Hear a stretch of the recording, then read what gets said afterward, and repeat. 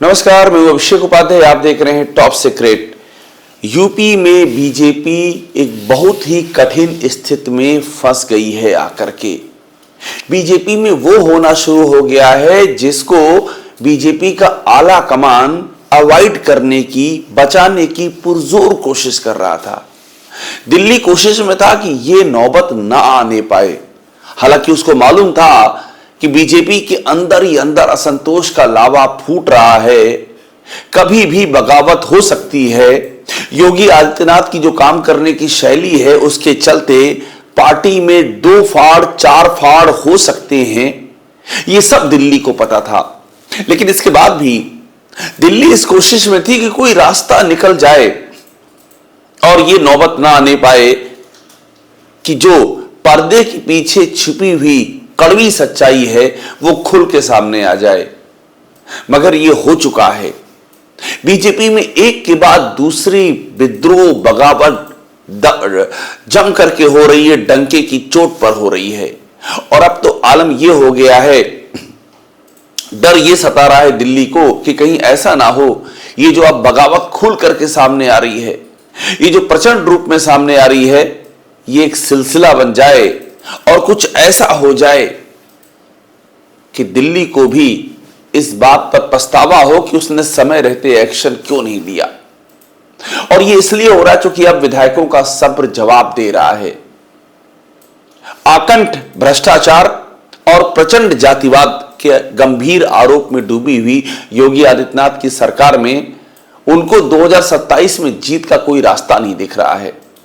एक वजह यह भी है कि नौकरशाही, ये जो जले पर नमक है, उस तरह से हावी है। एक और तो भ्रष्टाचार का चरम है, जातिवाद की कोई सीमा नहीं है। जिस तरह के आरोप इस सरकार पर लग रहे हैं वो बता रहा हूं मैं आपको। और ऊपर से नौकरशाही ऐसी हावी है कि कोई भी विधायक, मंत्री ये अपने तो भले कुछ काम करा भी ले, लेकिन जनता का एक काम नहीं करा सकता है। एक जो परसेप्शन बन गया है, तो किस मुंह से वोट मांगने जाएगा। और ऐसे में आशंका यही है कि क्या ये 1857 जैसी स्थिति हो गई है। राजनीतिक तौर की बात कर रहा हूं मैं, स्वाधीनता संग्राम की बात नहीं है ये। लेकिन क्या ऐसा ही एक बड़ा विद्रोह होने जा रहा है? क्या दिल्ली यूपी के जिस तख्ते को किसी तरह से बचा के रखे हुई थी कि ये गिरने ना पाए, क्योंकि एम्बैरेसमेंट तो ऊपर तक जाएगा, किरकिरी तो बीजेपी की लखनऊ से लेकर के दिल्ली तक होगी। लेकिन क्या अब ये सत्ता उलट सकती है क्या? और बीजेपी के अपने ही विधायक इस सत्ता को उलटने के लिए अब तैयार हो गए हैं क्या? ये सवाल बीजेपी को बहुत परेशान कर रहा है। और मैं आपको कुछ घटनाएं दिखाऊंगा इस बीच की। आप ध्यान दीजिए, सिलसिलेवार घटनाएं हो रही हैं। कोई अपवाद नहीं है, कोई एक्सेप्शन नहीं है। ऐसा भी नहीं लग रहा है कि कहीं पर कोई घटना किसी व्यक्तिगत नाराजगी या खुंदक से हो गई हो। एक ट्रेंड चल रहा है बगावत जैसी घटनाओं का, और सबका जो केंद्र है या यूं कह लीजिए जो निशाना है, लक्ष्य, वो एक ही है, योगी आदित्यनाथ की काम करने की शैली। और उस शैली के चलते जो विधायकों की अपनी कुर्सी, अपनी जमीन, अपनी गद्दी पर संकट मंडरा रहा है। इसलिए अब वो ये चाहते हैं कि अब बहुत हो गया, इससे ज्यादा बर्दाश्त करने की उनकी कुव्वत नहीं रह गई है। शुरुआत कर दी है गुड्डू राजपूत ने। बुंदेलखंड की धरती से आते हैं। क्या लिखा जा रहा है? 100 प्रधानों के साथ बीजेपी विधायक बृजभूषण राजपूत उर्फ गुड्डू राजपूत ने बीच सड़क मंत्री स्वतंत्र देव सिंह को रोका, फिर जमकर हुई बमचक। देखिए ये आप तरीका, एक दूसरे के चेहरे देखिए। बीच सड़क पर यह हुआ है, सबके सामने हुआ है। और ये इसलिए हुआ है क्योंकि बृजभूषण राजपूत लंबे समय से शिकायत कर रहे थे कि उनके यहाँ गांव के गांव खुदे पड़े हुए हैं। जल जीवन योजना का काम नहीं पूरा हुआ है, 6 साल बीत गए हैं, पानी नहीं आ रहा है, पाइप में लीकेज है, टंकी फूटी पड़ी है। मगर स्वतंत्र देव सिंह कोई सुनवाई ही नहीं। जो आरोप है, कोई सुनवाई नहीं, फोन तक नहीं उठा रहे थे, यहां आरोप है। अब इसमें हो कह रहा था कि जब सारी उम्मीदें चली गई, खत्म हो गई कि नहीं अब कुछ नहीं होना है, तो बृजभूषण राजपूत फट पड़े और उन्होंने पब्लिकली रोक दिया स्वतंत्र देव सिंह को, बंधक बना लिया, ऐसी खबरें सामने आई। और वो उन तस्वीरों ने लखनऊ से लेकर दिल्ली तक सबको दंग कर दिया कि ये जमीन पर हो क्या रहा है और ये कितनी आगे जाएगा, इसकी शेप क्या होगी। क्या 2027 के चुनाव के पहले ही बीजेपी के अंदर जो दरार पड़ी हुई है, क्या वो दरार इस बीजेपी को कई स्तर पर अलग अलग गुटों में, हिस्सों में डंके की चोट पर तोड़ देगी क्या? ये सारे सवाल दिल्ली को अब जहन में आने लगे हैं, जिससे वो अभी तक बचने की कोशिश कर रही थी। और मैं आपसे फिर कह रहा हूं, ये एक सिलसिला है। ब्रजभूषण राजपूत और गुड्डू राजपूत इकलौते नहीं हैं, इन दिनों कंटिन्यूएशन में ये चल रहा है। अब आप देखते जाइए कि कैसे एक सिलसिला चल रहा है। अब ये देखिए, एक और खुल करके केशव मौर्य योगी आदित्यनाथ को यहां चैलेंज करते हुए, योगी आदित्यनाथ ने इन शंकराचार्य को काली नेम, इशारों में काली नेम बताया, सार्वजनिक शंकराचार्य का अपमान हुआ, बटुक ब्राह्मणों की चोटी खींच कर मारा गया। ये इस तरह की हरकत हुई है और यहां तक कि शंकराचार्य से उनके शंकराचार्य होने का सबूत मांग लिया गया। मगर केशव ने उसी प्रयागराज में आकर के शंकराचार्य को भगवान कहा, उनको प्रणाम करना कहा कि ये कर्तव्य है। ये सीधा ये वही है कहानी कि धैर्य की सीमा खत्म हो जाना। सीधा योगी आदित्यनाथ को इशारा कर दिया है कि बस हो गया, इससे ज्यादा अब नहीं। और मैं आपसे फिर कह रहा हूं कि न ब्रजभूषण राजपूत इकलौता केस है, न केशव मौर्य का ने जो कहा इसको आप अकेला मान ली। ये अंदर बीजेपी के विधायकों में कुलबुला रहा है। आप 2-4 विधायकों को छोड़ करके जिससे भी बात कीजिए, वो यही कहेगा कि अब बर्दाश्त की सीमा खत्म हो गई है और योगी आदित्यनाथ के काम करने के तरीके ने उनकी जीतने की संभावनाओं पर ही सवाल खड़े कर दिए हैं। ये सब बातें वो खुल करके बोलेगा आपसे ऑफ रिकॉर्ड, लेकिन ये ऑफ रिकॉर्ड अब ऑन रिकॉर्ड में बदलने जा रहा है, इसके संकेत मिल रहे हैं। अब इसके बाद देखिए, आप एक के बाद एक कहानी आ रही सामने। ये देखिए, ये कहानी, और ये कहानी है पंकज चौधरी की। ये कहानी क्या है? पंकज चौधरी कानपुर जाते हैं, कानपुर बुंदेलखंड क्षेत्र की बैठक लेते हैं बीजेपी की। वहां पर 50 मिनट का भाषण और मोदी का गुणगान, योगी का नाम नहीं लिया है। देखिए लिखा हुआ, योगी का नाम तक नहीं लिया है। यहां पर 50 मिनट के भाषण में योगी आदित्यनाथ का नाम तक ना लेना, ये क्या जताता है, ये क्या दिखाता है? और ये मैं आपको इसलिए कह रहा हूं कि ऐसा नहीं है कि ये कोई तमाम लोगों की एक के बाद एक नाम में ले रहा हूं नेताओं की, इनकी योगी आदित्यनाथ से कोई व्यक्तिगत खुंदक नहीं है। दरअसल योगी आदित्यनाथ का पूरा जो शासनकाल है वो अपने चंद नौकरशाह और जो उनका आरोप लगता है कि स्वजाति जो गोल लेकर के चलते हैं, उसको ही आरोप है सबसे ज्यादा फायदा पहुंचा है। और एक के बाद दूसरे गंभीर भ्रष्टाचार के आरोपों के बावजूद उस गोल पर कोई एक्शन नहीं होता है। बाहुबलियों तक में आरोप है कि यह देखा जाता है कि जाति कौन सी है और उसके बाद एक्शन लिया जाता है। भ्रष्टाचार का परचम आसमान छू रहा है उन क्षेत्रों में जहां पर मामला स्वजाति का आता। ऐसे ऐसे गंभीर आरोप योगी आदित्यनाथ पर लगे हुए हैं।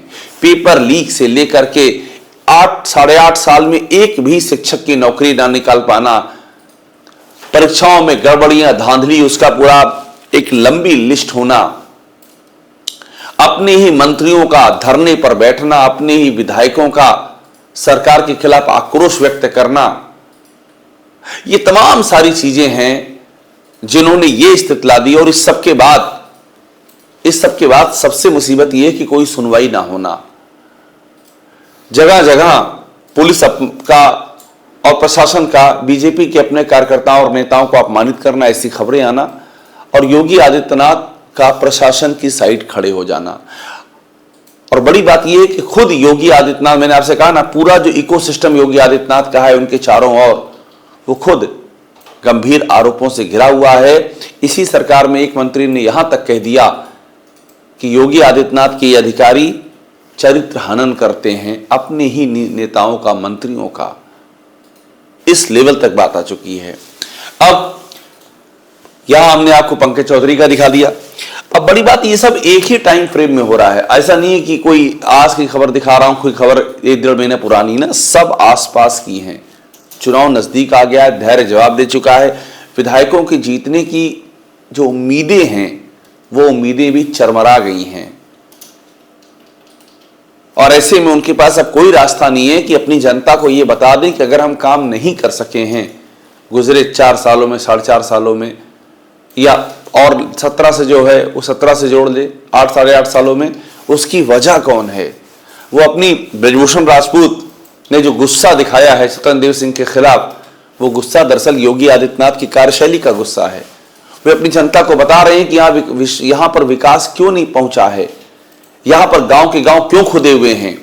क्योंकि ऐसा मुख्यमंत्री मिला है जिसको प्रशासन का अनुभव नहीं है, जिसको कि आम जनता और जनप्रतिनिधियों की सुनवाई नहीं करनी है, और जिसका पूरा वक्त स्वजाति गोलबंदी में बीत जाता है। ये सारे आरोप है, जितना मैं आपको बता रहा हूं, ये आरोप अंदर खाने में जम करके चल रहे हैं। कई बार ये आरोप खुलकर सामने भी आ जाते हैं। जैसे AK शर्मा, एक मंत्री, उन्होंने डंके की चोट पे कह दिया कि अपने अधिकारियों को तुम लोग कहां से संचालित हो मुझे पता है, यहां तक बोल गए।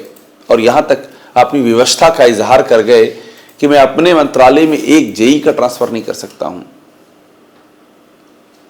मंत्री धरने पर बैठ रहे हैं अपनी सरकार के खिलाफ। ये वो सब इसी बेबसी का परिचायक है। अब इसके बाद देखिए, केशव को दिखा दिया आपको मैंने। अब ये देखिए एक और कहानी क्या लिखी, ये सब ताजा मामला है। योगी के मंत्री के खिलाफ अब बीजेपी के पूर्व विधायक मैदान में उतरे, खुद ही सड़कें नहीं बनी। अभी ब्रजभूषण राजपूत का मैंने आपको दिखाया किस तरह से महोबा में ब्रजभूषण राजपूत इस सरकार पर, अपनी ही सरकार पर फायर हो गए, और उनके समर्थन में उतर आए हैं आनंद शुक्ला। ये पूर्व MLA हैं, और ये इन्होंने सोशल मीडिया के जरिए आह्वान किया है कि लोग जल जीवन मिशन की जमीनी हकीकत सामने लाएं। खुद भी इन्होंने कहा कि खुद ही सड़कें नहीं बनी। अब ये उसी टाइम में ये भी हो रहा है, सेम टाइम में ब्रजभूषण राजपूत और सेम टाइम में आनंद शुक्ला, कंटिन्यूएशन में हो रहा है। यानी एक के बाद एक लावा फूट रहा है। और मैं आपको दावे से बता रहा हूं, ऐसे कितने ही विधायक हैं, अलग अलग हिस्सों के हैं, जो ऐसी समस्याओं को लेकर के कभी भी फट सकने वाली स्थिति में आ गए, क्योंकि उनको अपनी कंस्टिट्यूंसी को मैसेज देना है, अपने लोगों को मैसेज देना है। उनको मालूम है कि अगर ये मैसेज वो नहीं दे पाए तो अगर टिकट मिल भी जाए तो 27 जीत नहीं पाएंगे। एक एक्सक्यूज देना है कि आखिरकार वजह क्या। और जब दिल्ली ने नहीं सुना तो अब वो अपनी जनता को बता रहे हैं कि देखिए हम जो कुछ नहीं कर पा रहे हैं उसकी वजह कौन है, ये आप जान लीजिए, हमारे ऊपर ठीकरा मत फोड़िएगा। इसके पीछे ये भी एक वजह बताई जा रही है। अब अगला देखिए, ये देखिए यूजीसी भी एक चक्कर है। यूजीसी बिल के कारण बीजेपी के भीतर असंतोष, नहीं रुक रहा इस्तीफे का सिलसिला। यूजीसी देश भर में प्रभावित करने वाला इशू, लेकिन सबसे अधिक बवाल कहां पर हुआ? उत्तर प्रदेश में हुआ। इस्तीफे दर इस्तीफे हुए। क्यों हुए? क्योंकि आरोप यह भी लगा कि पार्टी के भीतर से खेल चल रहा है। मैंने आपको बताया कि योगी आदित्यनाथ की सरकार में यह आरोप बहुत ही चर्चित रहता है कि यहां अपनों की टारगेट किलिंग की जाती है। केशव मौर्य, ब्रजेश पाठक, भूपेंद्र चौधरी, तमाम नेता ऐसे हैं जिनको माना जाता है कि योगी आदित्यनाथ के साथ में उनकी ट्यूनिंग अच्छी नहीं है, और ऐसे में सरकार समर्थित एक तबका उनका चरित्र हनन करने और तमाम चीजें प्लांट करने पर लगा रहता है। ऐसी बातें कही जाती हैं, ऐसा एक परसेप्शन है। और आशीष पटेल ने तो, अपना दल के मंत्री ने, खुल के बोल भी दिया था डंके की चोट पर कि मुझे मालूम है कि कौन लोग ऐसे हैं जो मेरा चरित्र हनन करवा रहे हैं। और योगी आदित्यनाथ के अफसरों की ओर इशारा कर दिया था, और यहां तक बोल दिया था कि STF मेरे सीने में गोली मार दे। ये हो चुका है इस सरकार में। अब इसके बाद अगला देखिए, ये देखिए एक और झगड़ा, ये भी हाल का ही है। केशव मौर्य की मौजूदगी में अयोध्या में बीजेपी के 2 नेता भिड़ जाते हैं। पूर्व विधायक खब्बू तिवारी की माता के निधन के बाद 13वीं संस्कार में पहुंचते हैं। इसमें 2 नेता ये आपस में भिड़ गए, और ये केशव मौर्य मौजूद हैं। ये जिला अध्यक्ष संजीव सिंह और बीजेपी नेता सच्चिदानंद पांडे, मंच पर ही हाथापाई शुरू हो गई है। ये स्थिति है। ये सब क्यों हो रहा है? एक के बाद दूसरे बवेले, कोई कंट्रोल नहीं, कोई अनुशासन नहीं। कहीं भी लावा फट सकता है, कहीं भी बवाल हो सकता है। ऐसा नहीं है कि बीजेपी में ये इस तरह का अंतर्विरोध या इस तरह का आपसी मतभेद पहली बार सामने आया है, पहले भी सामने आता रहा है, लेकिन लेवल और उसकी इंटेंसिटी ऐसी कभी नहीं रही है। क्योंकि पहले जब भी इस तरह की बात सामने आया, यहां तक कि जब कल्याण सिंह ने पार्टी छोड़ी थी और उन्होंने अटल बिहारी वाजपेयी को निशाना बनाया था, उस दौर में भी उनके उस वक्त में अटल बिहारी वाजपेयी सरकार ने एक फैसला लिया, कल्याण सिंह को यूपी के सीएम पद से इस्तीफा देने को कहा गया। उस दौर में यह हो गया जिसकी अब कल्पना नहीं की जा सकती है। उस दौर में कल्याण सिंह को कहा गया कि आप सीएम का पद छोड़ दीजिए। 1999 की बात है ये। राम प्रकाश गुप्ता उनकी जगह बने सीएम, बाद में राजनाथ सिंह बने, लेकिन उस दौर में फैसला हो गया। इस दौर में तमाम असंतोष के बाद भी योगी आदित्यनाथ अपने पद पर बने हुए हैं। यही सबसे ज्यादा परेशान माफ कीजिएगा, यही सबसे ज्यादा परेशान कर रहा है बीजेपी के इन नेताओं को, इन विधायकों को, जिनको आने वाले चुनाव में जिनकी जीतने की संभावनाएं ना के बराबर रह गई हैं, क्योंकि जनता बहुत अधिक परेशान है, आजिज है काम ना हो पाने को लेकर के। अब इसके बाद अगला देखिए, ये देखिए उन्नाव में एक और घटना आ गई। ये भी सेम है, देखिए 30 जनवरी दिखा रहा हूँ, डेट देख लीजिए। इसमें धरातल पर काम करके दिखाओ, नहीं तो ये बीजेपी विधायक आशुतोष शुक्ला यहाँ भड़क गए हैं, ये यहाँ पर दिखाई पड़ रहे हैं। इन्होंने कहा अगर काम पूरा नहीं हुआ तो मैं खड़ा हो जाऊंगा, नंगा नाच करूंगा। ये करे नंगा नाच करूंगा। अब ये क्यों कह रहे हैं काम पूरा करके दिखाओ? क्योंकि वही है, काम नहीं हुआ है। 8 साढ़े 8 साल किसके नाम चले गए किसी को समझ में नहीं आ रहा है। ये भी नहीं समझ में आ रहा है कि हिंदू मुसलमान का जो इकलौता बीजेपी के पास में ब्रह्मास्त्र है, ये कब तक चलेगा, कितना चलेगा। ये तो एक बार फेल हो चुका है 1993 में, बाबरी मस्जिद गिरने के बाद ही ये फेल हो गया और जाति का फैक्टर इस पर हावी हो गया। और बीजेपी उसके बाद से ऐसा सत्ता से बाहर हुई कि एक कल्याण सिंह का बीच में फेज है, कल्याण सिंह और राम प्रकाश गुप्ता और राजनाथ सिंह का छोटा सा फेज है, उसको छोड़ दीजिए तो बीजेपी सत्ता से बाहर ही बाहर रही है। वो सत्ता में वापसी नहीं कर पाई। इतना ज्यादा ये जात का चक्रव्यूह फैल गया था और एक बार फिर वही कहानी दिखाई पड़ रही है कि हिंदू मुस्लिम के ऊपर जाति हावी होती जा रही है और कोई रास्ता दिखाई नहीं दे रहा है।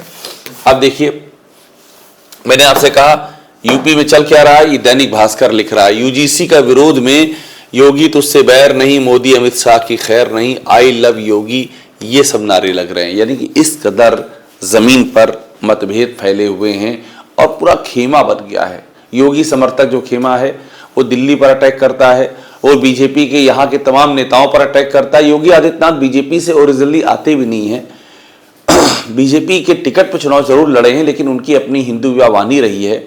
उनका बैकग्राउंड बीजेपी के बैकग्राउंड से मेल नहीं खाता है और यहाँ तक आरोप लगते हैं कि बीजेपी में कुछ संगठन में घटनाएं घट जाती हैं तो योगी आदित्यनाथ वहां जाना भी उचित नहीं समझते हैं।